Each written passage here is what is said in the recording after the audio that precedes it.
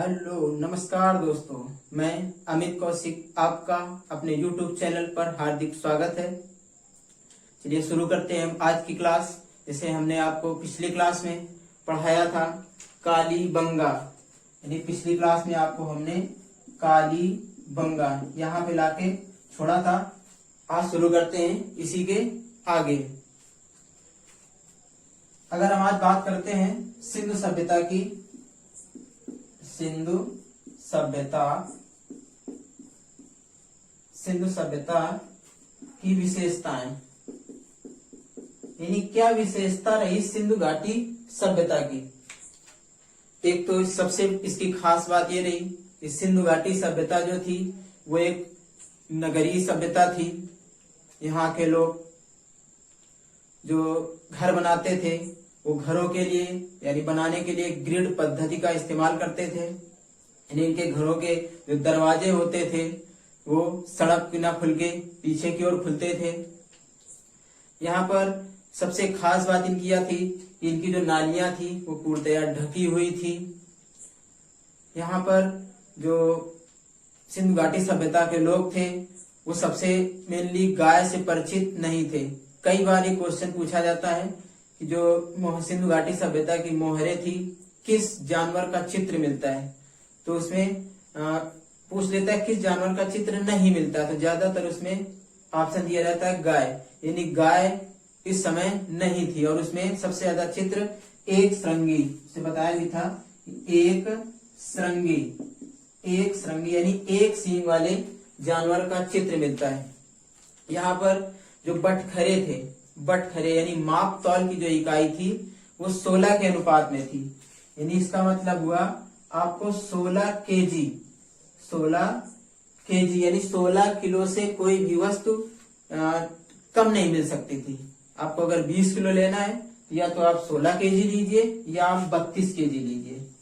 यानी बटखरे यानी बांट जो थे वो 16 किलो के नीचे कोई बांट नहीं था।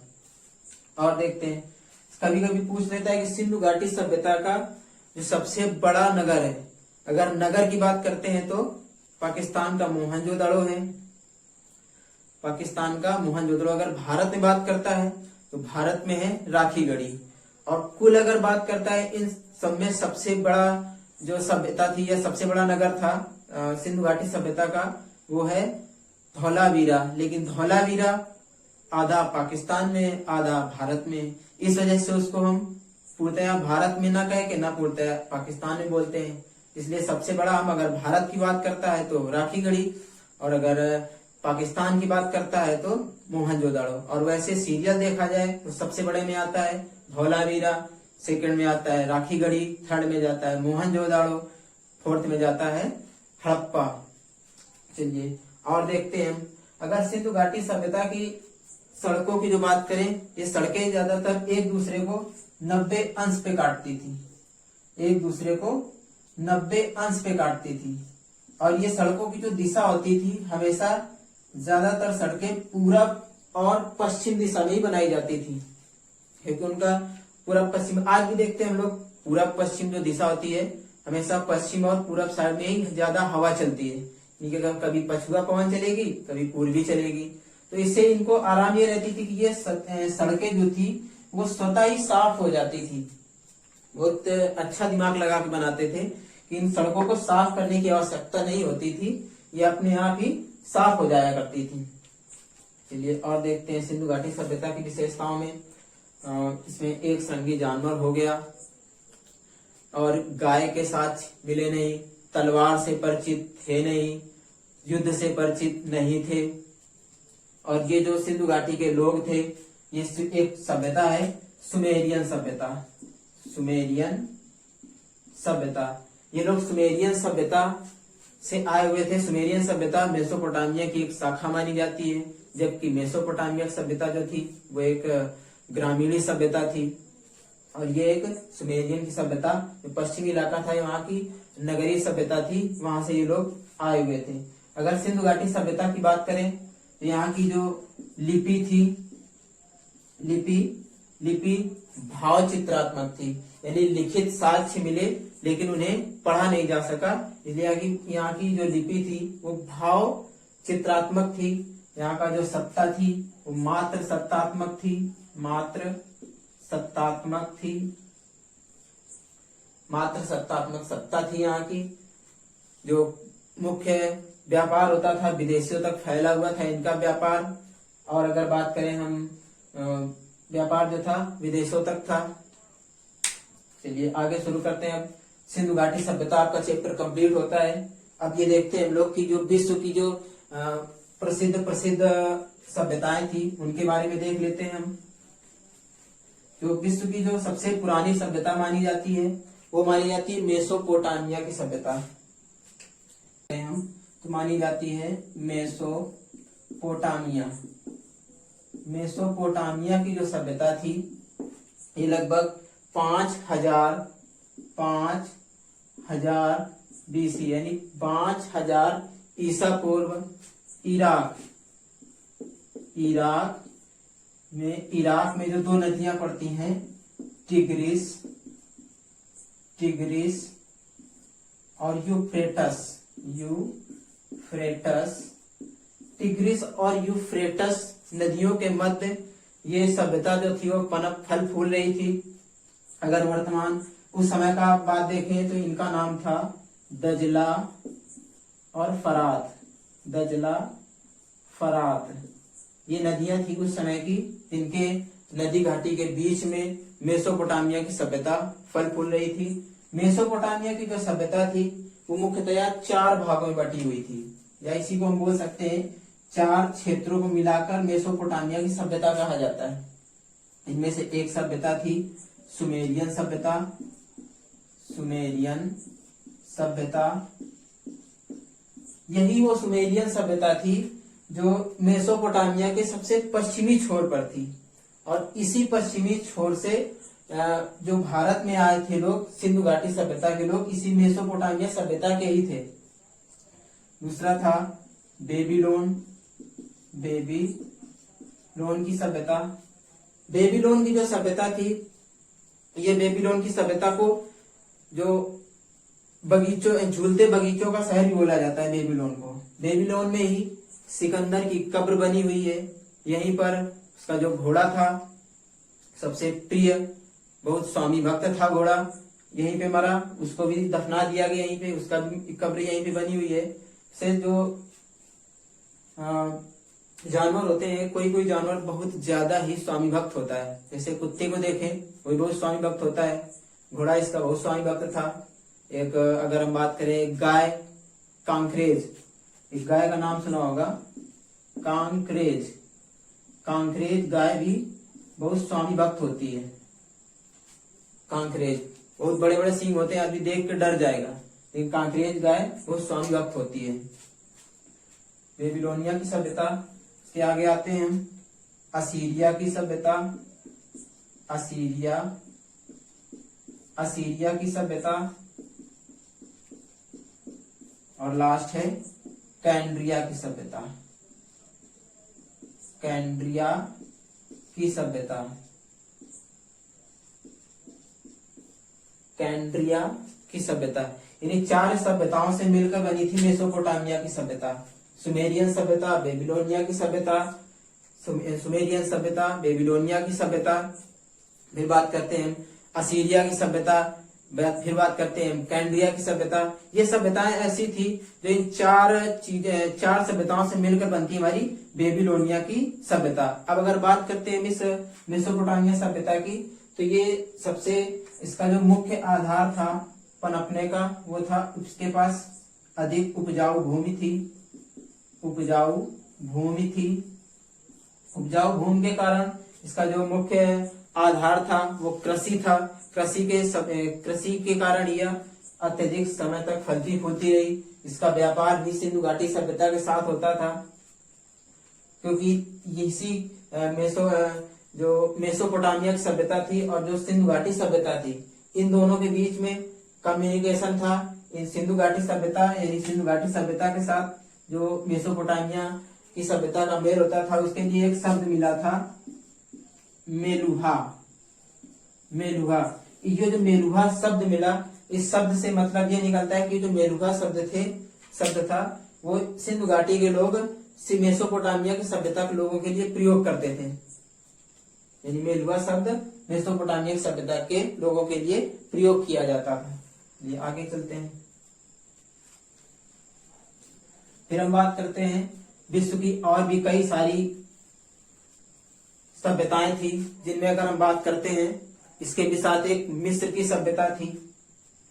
मिस्र की सभ्यता, मिस्र की सभ्यता, ये मिस्र की सभ्यता लगभग 3100 बीसी, 3100 बीसी यानी 3100 साल पहले, यानी ईसा मसीह के जन्म के 3100 साल पहले ये फली फूली। ये मिस्र की जो सभ्यता थी, जो मिस्र का रेगिस्तान है, मिस्र के रेगिस्तान में यह पनप रही थी। ये इसकी नदी थी नील, यानी ये नील नदी के तट पर फली फूली। मिस्र के लोग सबसे ज्यादा अगर बात करें मिस्र में, तो मिस्र के लोगों ने ही हमें सूर्य का कैलेंडर दिया।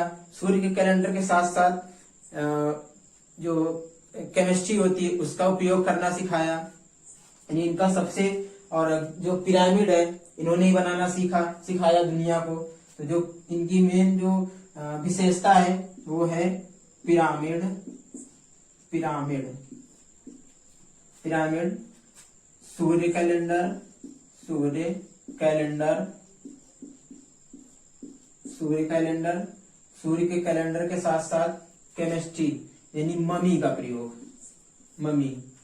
ममी का प्रयोग इन्होंने ही किया था, क्योंकि ममी का प्रयोग करना इसलिए सीख गया था क्योंकि ये लोगों ने ममी यानी मरे हुए लोगों पर एक ऐसा लेप लगा देते थे जो हजारों सालों तक ममी रखे रहते थे, लेकिन खराब नहीं होते थे।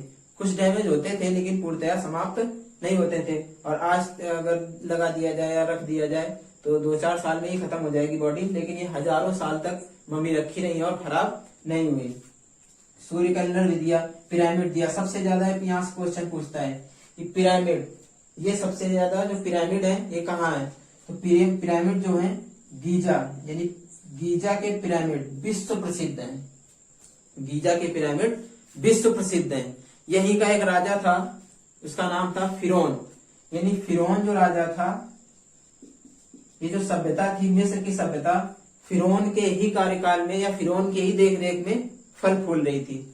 फिरौन जो था उसको कहा जाता है कि ऐसा श्राप था कि कयामत तक तुम्हारा शरीर गलेगा नहीं। यानी कयामत तक तुम्हारे शरीर को न तो आग जलाएगी, न हवा खत्म कर पाएगी, न पानी ग्रहण करेगा, न पृथ्वी लेगी। यानी कयामत तक आपका तुम्हारा शरीर खत्म नहीं होगा। यहीं के लोगों ने ही केमिस्ट्री का प्रयोग करना शुरू किया, जिसको हम विज्ञान का विज्ञान कहा जाता है। विज्ञान का विज्ञान, विज्ञान का विज्ञान केमिस्ट्री को बोला जाता है।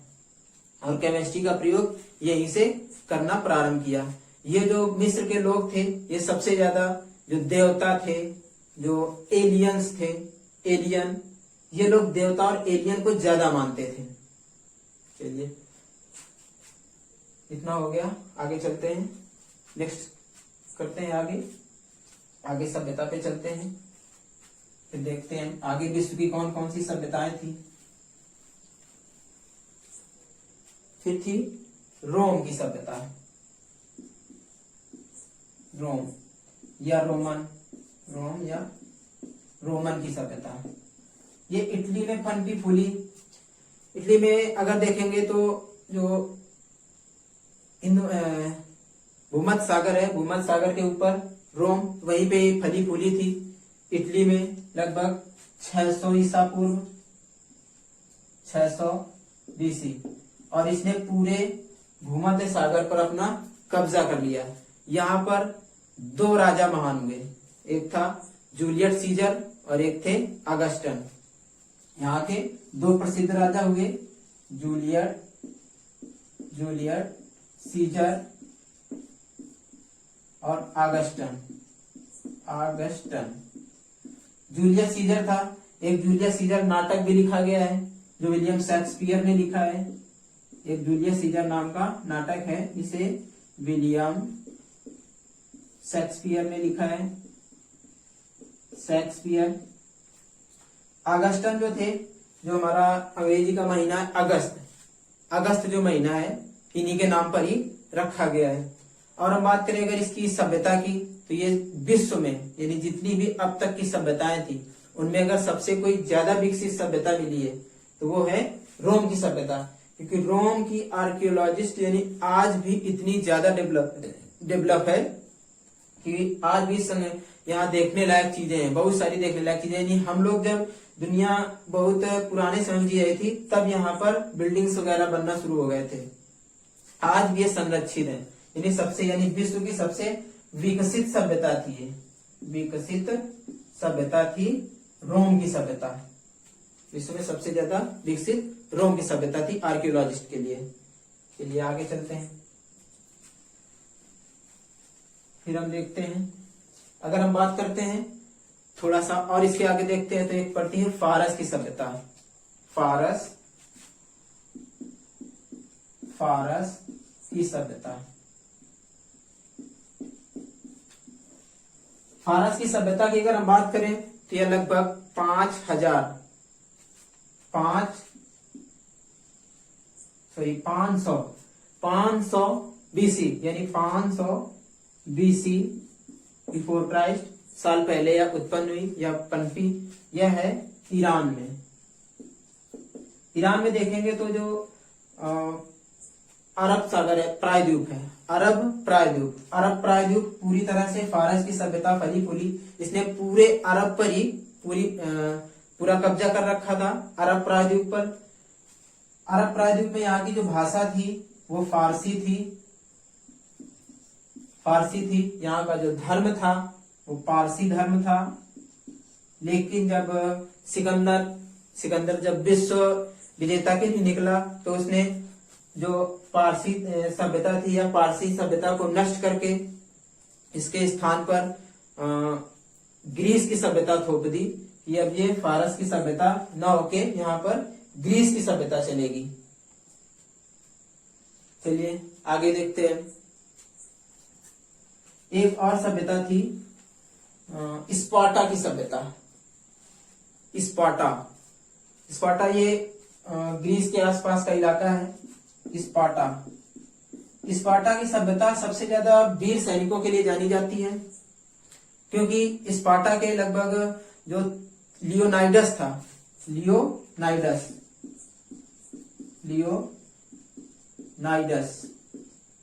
स्पार्टा का एक राजा था लियोनाइडस, जबकि इसके पास केवल मात्र 300 सैनिक थे। लेकिन ये 300 सैनिक इतनी हार्ड कठिन तपस्या या कठिन ट्रेनिंग पर तैयार किए जाते थे, क्योंकि इसमें 300 ही रहते थे। जैसे एक दो कम हुए या मारे गए तो तुरंत दूसरा आता था, लेकिन 300 के ज्यादा नहीं होते थे। और इनकी ट्रेनिंग इतनी हार्ड होती थी, इनकी ट्रेनिंग 15 साल तक चलती थी, यानी इतना ज्यादा ट्रेनिंग करवा देते थे। और यही लोग गुरिल्ला युद्ध करने में सक्षम होते थे। गुरिल्ला जो युद्ध होता है वो करने में सर्वाधिक सक्षम थे। लियोनाइडस के नेतृत्व में 300 सैनिक थे मात्र। लेकिन जब इसके ग्रीस के आसपास का जो जर्कसीज राजा था, ग्रीस के आसपास के कई इलाके में राजा था जर्कसीज ने सोचा कि लियोनाइडस के पास 300 मात्र सैनिक है, इस पर अटैक करके इसे मार के यहाँ पर कब्जा किया जा सकता है स्पार्टा में। तो 300 सैनिक जर्कसीज लगभग 20,000 सैनिक लेकर लियोनाइडस पर अटैक करता है। लेकिन 20,000 सैनिकों ने इस पर अटैक किया और इन 300 सैनिकों ने इन 20,000 सैनिकों को भी मात दे दी।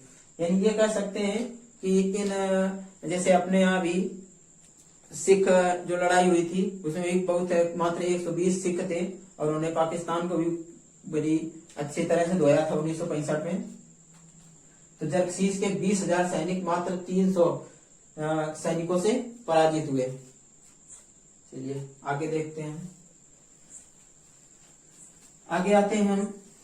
एक सभ्यता थी पीली नदी की सभ्यता। पीली नदी की सभ्यता।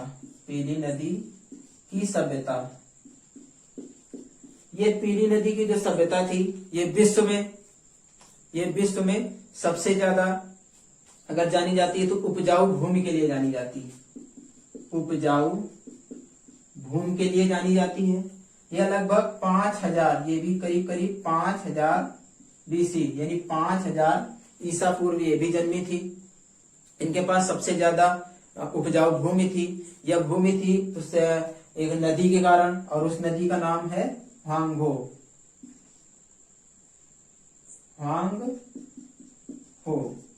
ह्वांगहो नदी के कारण यह सभ्यता अच्छी खासी फलती फूलती रही और काफी समय तक चलती रही। चलिए, हमने आपको जो इतिहास पढ़ाना शुरू किया था उसमें से आपका जो प्रागैतिहासिक, आद्य ऐतिहासिक और ऐतिहासिक, हमने आपको प्रागैतिहासिक काल में क्या क्या पढ़ा दिया जरा देखते हैं, उसके आगे चलेंगे। हमने इतिहास के कालखंड बनाए थे 3, यानी इतिहास जो हिस्ट्री था, हिस्ट्री के हमने 3 कालखंड बनाए थे। उन 3 कालखंडों में एक था प्रागैतिहासिक, एक था आद्य ऐतिहासिक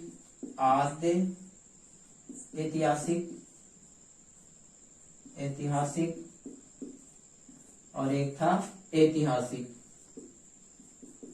ऐतिहासिक। इन प्रागैतिहासिक काल में पढ़ाया था पुरापाषाण, मध्यपाषाण और नवपाषाण। इसी में आपको पढ़ाया था ताम्रपाषाण, क्योंकि तांबे की खोज हो चुकी थी। आद्य ऐतिहासिक काल में कांसा खोजा गया था, तो इसलिए इसे कांस्य युगीन सभ्यता भी कहा जाता है, ताम्र युगीन सभ्यता कहलाती है। इसी में हमने आपको पढ़ाया सिंधु, और सिंधु के साथ साथ हड़प्पा, और हड़प्पा के साथ साथ जितने भी सिंधु घाटी सभ्यता के नगर पाए गए, छोटे बड़े, सभी हमने आपको पढ़ा दिए। ऐतिहासिक में, ऐतिहासिक को हमने बांटा था प्राचीन इतिहास, प्राचीन के बाद था मध्य के बाद था आधुनिक। इन सब में आपको प्रागैतिहासिक हमने पूरा कंप्लीट कर चुके हैं। आद्य ऐतिहासिक भी आज से आपका कंप्लीट हो चुका है। अब हम नेक्स्ट वीडियो में देखेंगे ऐतिहासिक में भी कई चीजें मिली, पुरातात्विक साक्ष्य थे, सिक्का मिले थे, अभिलेख मिले थे। इस तरह से हम लोग नेक्स्ट वीडियो में चलेंगे ऐतिहासिक से। ये आपका पोर्शन कंप्लीट हो चुका है। आपके जो ये शायद 3-4 क्लासें होंगी पीछे की, अगर आप ये भी पढ़ना है तो पीछे की क्लासें देख सकते हैं। बाकी हम नेक्स्ट क्लास में आपको ऐतिहासिक से पढ़ाना शुरू करेंगे। मुश्किलों में हौसलों को आजमाना सीख लो, मुश्किलों में हौसलों को आजमाना सीख लो, दर्द में भी मुस्कुराना सीख लो, डर गया जो डूबने से पार क्या हो पाएगा, इसलिए ऐ मेरे दोस्त समुंदर के किनारे घर बसाना सीख लो। इसी के साथ आज की अपनी क्लास समाप्त होती है। अगर ये वीडियो आपको पसंद आए तो लाइक करें, शेयर करें एंड सब्सक्राइब करें। जय हिंद।